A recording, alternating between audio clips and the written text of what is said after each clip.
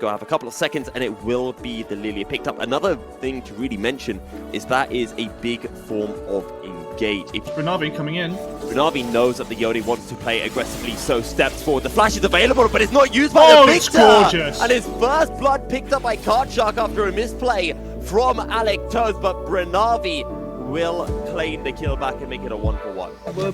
Joshi Iwobas. I don't know why. It feels like almost like that. I don't trust that name.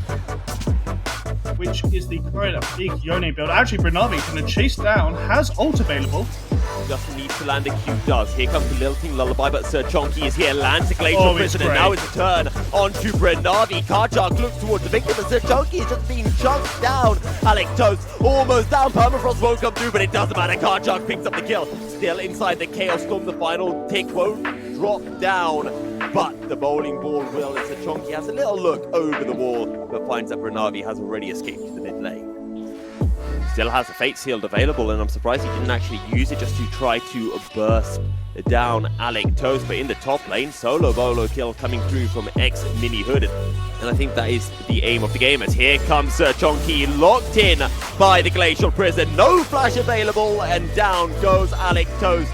And the Lilia might fall as well. Goes in with the Lilting Lullaby. Is there enough damage? Locked down by the Permafrost. Tries to sidestep the spells, but it is still a double kill for Karchak. The lane phase right now. Actually, maybe an all-in here.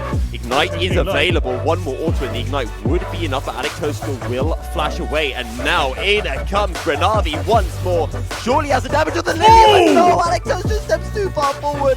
Karchak picks up the kill, and now he might get a second one as well, as the Pravasi is forced to run for his life side of the map. But that being said, Nathan Seagull and Alec Toast are just too weak to really contest. I would actually quite like Sir Chonky to just immediately top this drop. So actually, there's a fight in the bot lane. And it's a double kill for the Nutcracker, but in comes the Brinavi. Gets one, now looks for the second, and it's a double kill for the Lilia.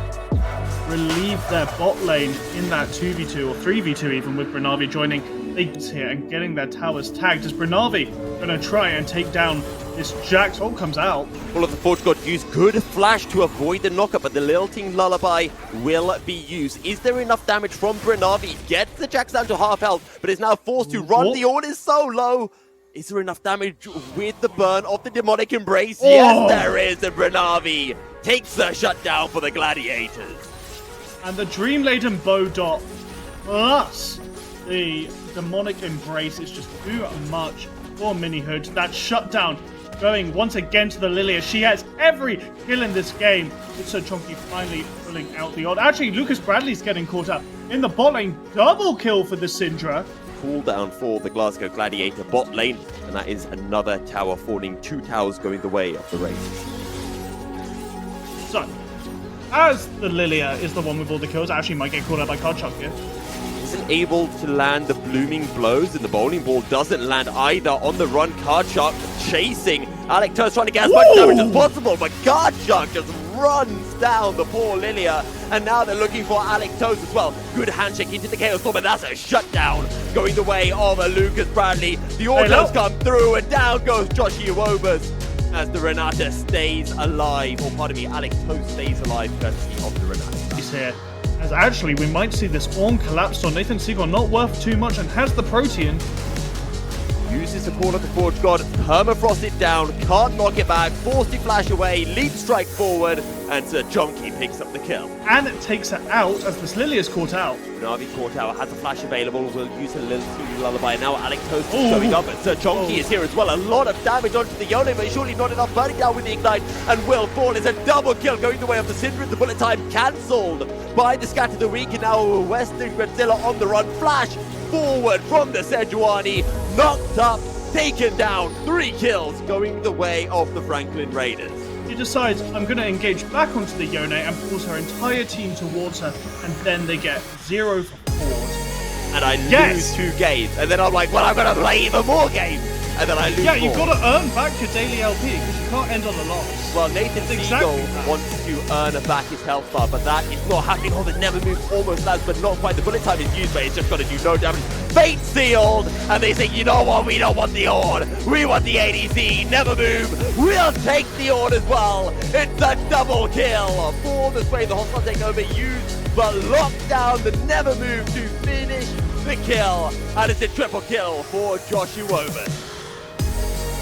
Stack almost through. Joshua Woburn is now looking to collapse onto Alex Toes as the Syndra pushes the wave on into the mid lane. Brinavi, does he have enough damage? Just about it as the shutdown for Alex Toes. Scattered away as this Baron's just getting taken. Down the Jax as Alex Toes finally shows up and provides a little bit of safety. Speaking of being caught out though, Brinavi in their own jungle, locked up, bounced around, and murdered. It's in. And it's not going to be just one fight they have to win, it's going to be multiple. Full of the Forge got into a very nice hostile takeover into the bullet time. That's the kind of team fight that you want if you're the Gladiators. Karchuk goes in, how much damage is there? Not quite enough. The Gladiators will get one kill. Alex Toes will get murdered by the Syndra ultimate. But what can Bravosi do? Not enough. It's a double kill from the Syndra. Teleport comes in, and Mini Hood will find another. It was a good attempt from the Gladiators, but the wallet dip was just too darn big.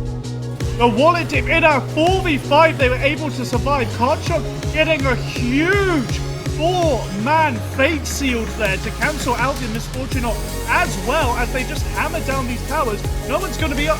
All the Gladiators, the Nexus is on the chopping block as it's falling. They won't be able to find any kills early. And we have a very stable mid and top lane. Super mentality. Now, they're looking for the team fight. They're looking for the initiator. Is Lilia, who they're hoping for. Yes, I would expect Lilia to win this just because of the level advantage and the move speed she'll get as the Vi goes in. Yeah, but there is a Rakan coming as well, forced to flash over the wall. However, with that being said, I think Mr. Oops got it anyway. There's a dredge line available. It's going to land onto the Caitlyn. Grand entrance comes through. Able to find a knockup. Flash away from Glizzy as the Vi is making their way down. Flashes forward, gets the knockup, and all the health bars are going solo. Mr. Oops is so incredibly low. Ignite ticking down as well, but first blood is secured. But there you go. Just will be about 1 CS ahead. No, dead even. That's how close it is for the invade. The invade, the gang coming through. Mr. Oops, no! He doesn't land the blooming blows. Almost ends up getting executed, and now over the wall comes the Vi. No flash available. Going to turn towards Wet Noodles potentially. However, Banshee Boy is too low, and Beastmaster doesn't want to go for a 1v1 against the Cho'Gath. I don't think there's going to be anything that Super Mentality can do about this. Late roam coming through from Callum, and this is the collapse coming through. Happy Vic flashes forward, drops down Tibbers, exhausts onto the alley, but it doesn't matter. Camuret comes through, and Espeon picks up the first kill of the fight. They're looking towards Glizzy, can't get over the wall, and Mr. Oops makes it 3 for Super Mentality. AGSB did the right thing. They saw the jungler on the other side of the map and they said, hey, we can take this Drake. And Super Mentality said, no, we're going to catch them at the end of Drake. Because in the top lane, Wet Noodles is very low, doesn't have a flash available. Surely can't outplay this against the knockup, but it is not soon enough to keep himself alive. You can see more effectiveness coming through from Talon's drone potentially, as that's the bowling ball into the top lane. Slightly missed time on the searing charge. Will Bantry Boy fall? The dive is coming through. One more blooming blows. There's it is. And missed a huge Bantry Boy there. So actually, we were seeing a hit on the mid lane. Chunk comes through. Flasher forward from the Cassiopeia. Surely enough damage. And Sebula will get the kill onto Happy Figures in the top lane. The Beastmaster gets the kill onto Mr. Oops to make it a 1-for-1 overall. Can they make it a 1-for-2? No, they can't. Just going too low from the minions. Really clever, and I really like that interaction. Very, very smart play from Get Magnet Storm. Starting up this Drake, but getting it low. Beastmaster is here. Will they try to steal this? No, they won't. I mean, this mid-game. It's going to be really hard to kill this Cassiopeia now that she's finished Rod of Ages. Good knockup coming through onto Bantry Boy as here comes Mr. Oops looking for their 3rd kill of the game. The game plan, oh my god, so much damage with a brittle proc. Mr. Oops will surely get the kill. Nonetheless, the slow comes through, but a final auto will get Mr. Oops their 3rd kill of the game. It's still a 1-for-1 in the top side, and AGSB will be very happy with that outcome as in the bottom lane. Here comes the Vi, all of the damage, all of the CC onto Epsi, and the charm will land and exhaust as well. They don't want this Kaiser getting away. Beastmaster will pick up the kill. Grand entrance under tower. and nobody from AGSB will die, so it is 3 kills across the map for the side of Aldringham. Yeah, Beastmaster actually coming up to break the bottom tower, increase the lane length for Sebula here. Cassiopeia has insanely good chase potential. Actually, Mr. Oob, catching out Bantry Boy. Here's Bellows Breath. He should be fine. Flash forward from Noodles forces the defensive flash from Bantry Boy as in the bottom lane. The tower gets destroyed and Happy Fig has no Happy Tower to protect himself. And it's an easy kill for Sebula and Beastmaster. There is a teleport available for Bantry Boy and it is now being channeled. Watch for Get Magnet Storm. Can he find that critical engage? Well, he can find a bit of a screen stutter for us. Callum has been chunked down a little bit. Very big knock-up. Get Magnet Storm goes in, not able to find anyone. We're in the grand entrance and now maybe this Bjorn going a little bit too far forward. Charmed is a Nautilus flash forward. Yeah, a 4-man grand entrance and surely this goes the way of Aldringham. Ace in the hole will find a kill on to the alley, but maybe the turnaround now from Wet Noodles as all of a sudden the fight flips on its head. Glizzy, the only member left alive, knocked up by the Cho'Gath. A triple kill for Mr. Oop and an ace for Zoop Mentality. To kill them and the tankiness of this Cho'Gath of this Lilia. So that lead that they have is actually way more significant than we're looking for. Well, each level might be 1,000 gold, each item might be 1,000 gold, but a kill in the top lane for Happy Fig is definitely 300 gold, I want to say. 450 with assist. Grand entrance comes through, flash away from Callum to prevent the speed up. That will comfort the game. I'm also looking towards the ADCs. Let's not forget that Glizzy right now is in a bit of a weak state. Dredgeline flashed away by the Caitlyn. Tries to get away with a 90 caliber net. The depth charge comes through, the knock up, the follow up, and the shutdown for the side of Zoop Mentality. But the buy goes into the backline by the killer onto the Lilia. Wet Noodles is here as well. Dredgeline doesn't land onto anyone as Espion is just being murdered by the Ornn on the side of the fight. And AGSB are winning on all fronts, picking themselves up at 4 kills, only losing 1 member, and they find themselves on the Baron Nashor. Good to see a fight come out. I think it's a little too late for that though. All ultimates available for everyone. Killer Instinct will be up momentarily for Espion. The Drake has been secured. Good dredge line from Callum. Will pull himself out safely. AGSB looking towards this bottom side. They find the quickness onto a trap that goes Callum. And this is the buy, maybe going too far forward. Get Magnet Storm. They're trying to follow up. Callum is just buying so much time, but does eventually more. And now the rest of AGSB are following up in the fight. And the side of Zoop Mentality are left with nowhere to go. Happy Things just about survives, but it is still 2 kills. Going to the side of Aldringham, taking down a little bit low, and Happy Fig still has a lot of damage available, especially with the summon tip as the miasma doesn't land. And no, not enough damage. They get the stun, but that is all Lilting Lullaby on cooldown as well for Mr. Oops. And Zoop Mentality won't be able to find anything on the back end of the play. Can they burn down the Ornn? This is so critical because it would force a 5v4 fight around the Drake. Call of the Forge God is being used. This is so critical for Zoop Mentality, but here comes the regard. A big charm. Callum is going to fall, and the Ornn is still alive. Zoop Mentality on the retreat, and AGSB are on the hunt. How you don't all just die in that top jungle? You can sense the desperation for Zoop Mentality. They knew. Look at the lane Mr. Oops. there.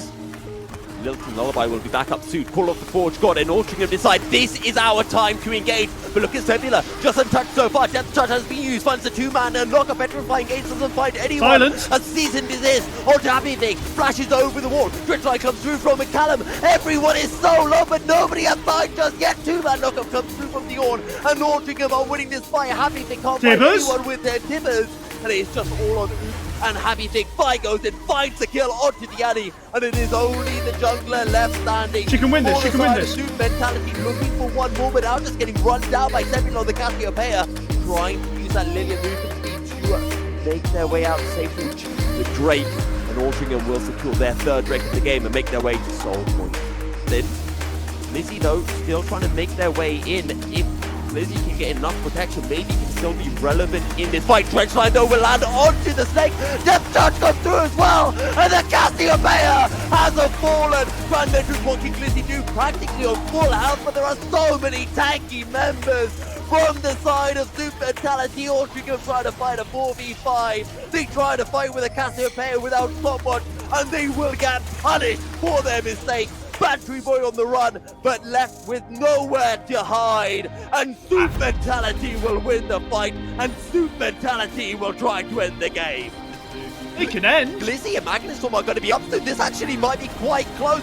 4 seconds on Disabler. The final Nexus Tower has fallen. In goes Magnustorm. He finds the big knockup. Glizzy is here. So is Zebula. Is this too late? No, it is indeed, because Soup Mentality will take the Nexus. They'll take the win in 39 minutes over what has to be the greatest British esports League of Legends game I have ever witnessed.